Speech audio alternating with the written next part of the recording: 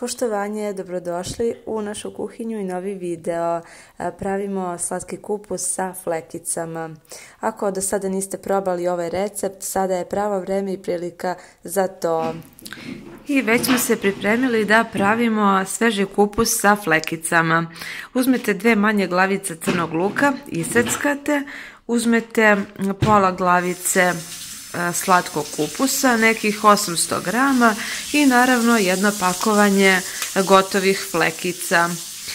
Sada ćemo ovaj luk da dinstamo, da onako lepo porumeni i omekša.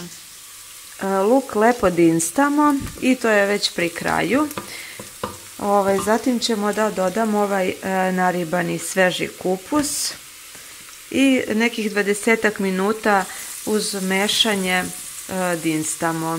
Zatim dodajemo od začina samo so i mleveni biber. Za to vreme dok nam se krčka lepo kupus, dodajemo vodu, pustite da provri i zatim flekice sipamo. I to se kuva kao obična testenina, znači da lepo bude meka, kuvana i onda procedimo.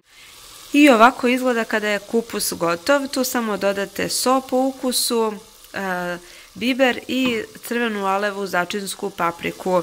Ja sam dodala i komadić maslaca, tako da sve to lepo mešamo, otopimo i sjedinimo.